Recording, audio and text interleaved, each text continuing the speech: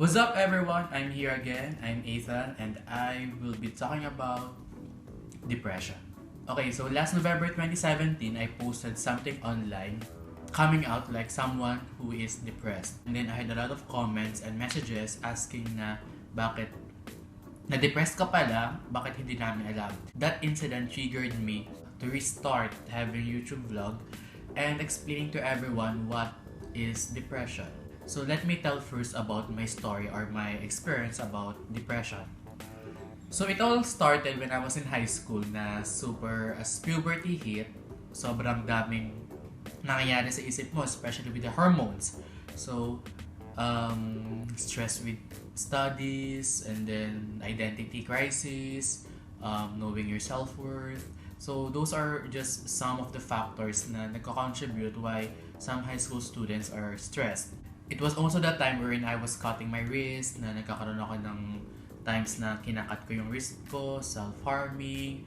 I really started drinking but hindi masyado, hindi ako uminom super nung high school. Just like, okay, nung nag-college naman ako, doon nag-iba. So medyo naging happy ako because it's a new community, especially if you study in that kind of school. So, dumating yung time na nagkaroon ako ng relationship and then super happy ko, masaya yung grades ko na napupunta ako sa honor roll and all the stuff.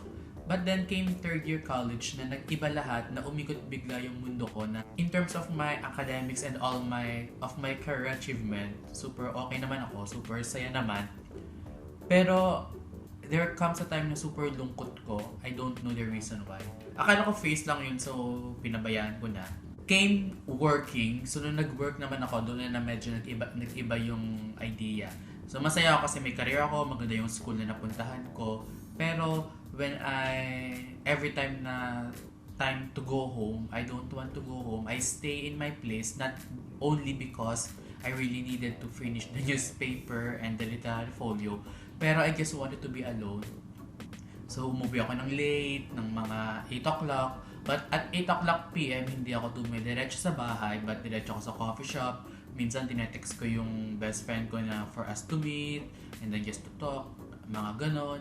So that was that time wherein napansin na ng parents ko na bakit late ako lagi umuwi, and then I tell them na madami ginagawa sa work, o di kaya I don't go out kapag weekends, o kaya I don't go out of my room. So sinasabi nila like super dilim, I don't like any bright light. Gusto ko lang madilim at gusto ko lang nasa kwarto lang ako.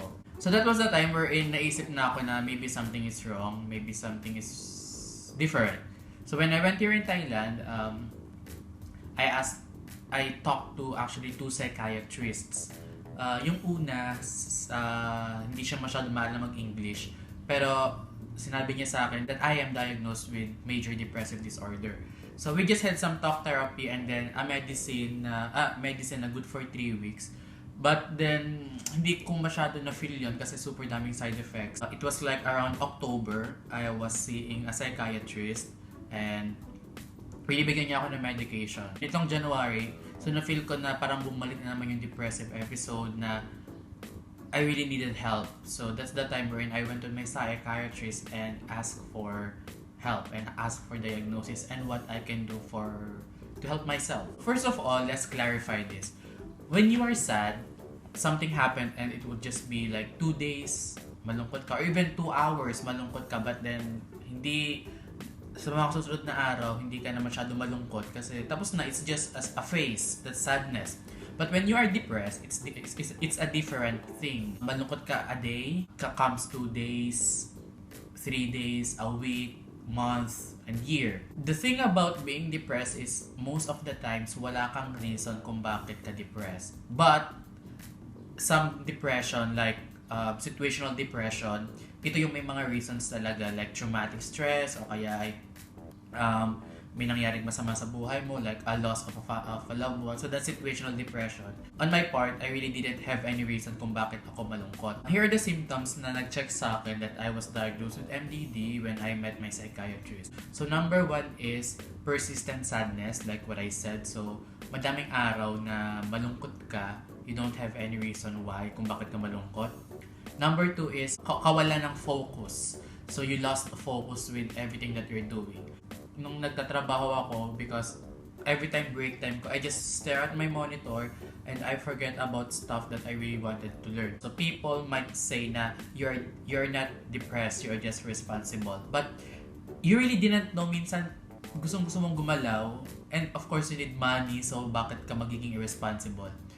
You just stare at your computer, doing nothing, just stare in your computer. So you don't say that someone is irresponsible. So it is just more about like wala siyang focus, na yung mind niya is nasa ibang place. So the third one is kawalan ng appetite. When we talk about depression, it can be extreme na lagi kang kumakain, or low na nawala kang appetite. In terms of my condition, every time there is like food in front of me, wala akong gana kumain. There was also this like parang 1 week wherein I almost ate like only once a day because I was really not into it when I see it. Ganon. But obviously, I'm also a human being, which means na nagugutom ako.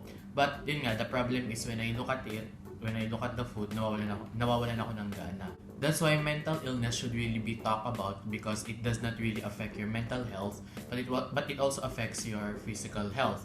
So, nung dumating ako dito, 59 kilograms ako, but then naging 55 ako. So, almost 4 kilos yung nawala sa akin. Number 4 symptom that I had on my part was that over fatigue or laging pagod. So kung nasa school ako or nasa work ako, hindi naman ako super napapagod, hindi naman ako nagbibit-bit or nagbubuhat ng kung ano-ano. But what confused me is that every time umuwi ako, pagod ako, masakit yung katawan ko, hindi ako makabangon ng ayos, super pagod lang ako, which boils down to the next symptom, wherein sometimes oversleeping or not sleeping or insomnia. Sa experience ko, because of some depressive episode, hindi ako masyado makatulog ng ayos, especially when 11 o'clock or 10 o'clock actually yung time ko para matulog. But then because I have some thoughts in mind, or actually I don't know why, but for kapag tutulog na ako, 11 nasa kama na ako, but it takes me around 2 a.m. para makatulog talaga. Other than that, nagigising ako like for every hour or 2 hours, nagigising ako, and disruptive yung pagtulog ko. That is one thing na nagbibigay sa akin ng reason kung ba't kinabukasan super pagod yung feeling ko. Now, the complicated or the sensitive symptom that that is very common, lalo na kapag may MDD ka, or is suicidal thoughts. So on my opinion, parang everyone naman has some existential crisis na dumating sa buhay nila. So they would be asking na, what am I doing in my life? Why do I even exist? In terms of a person with depression, that is a different thing. So on a normal person, when we think of depression, of suicide, nakakatakot siya, diba?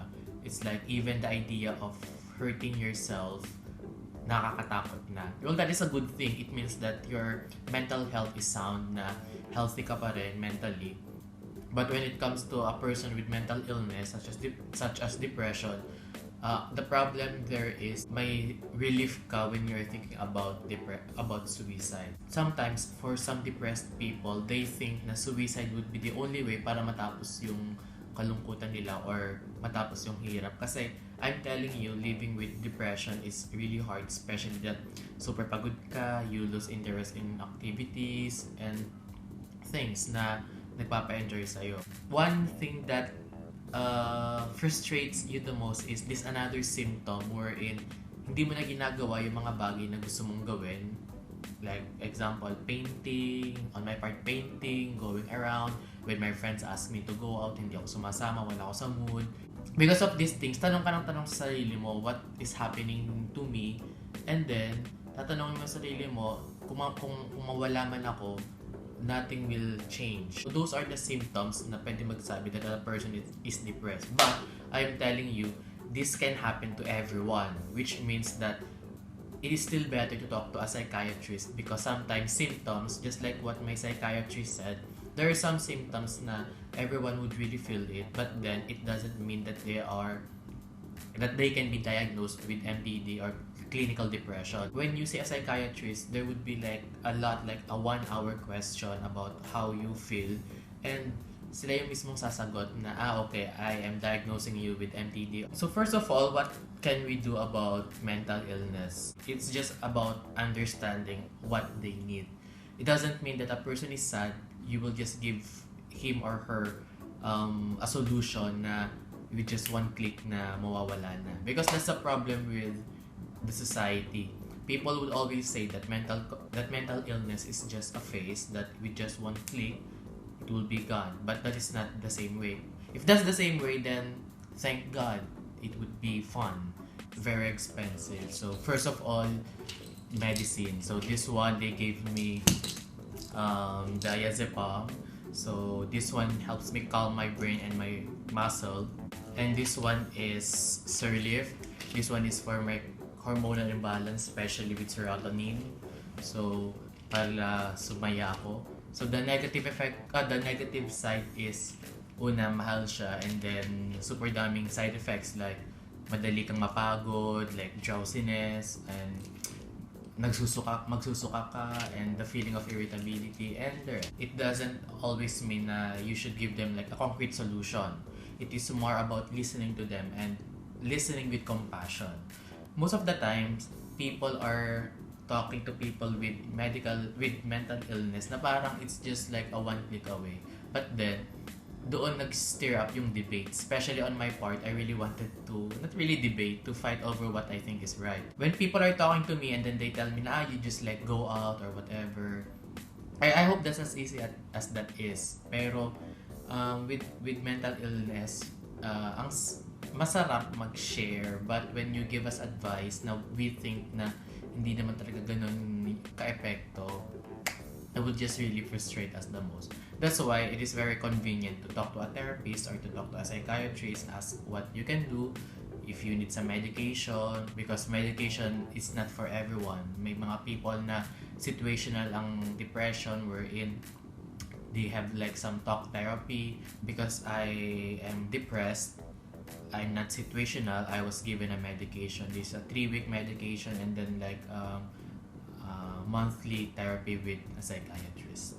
So ayun, so I hope everyone has been clarified that mental illness is true, and that is my story. And you can also share your story if you are ready enough to share your story. Just share it to everyone. Let's fight this stigma, and I see you again next week. Bye.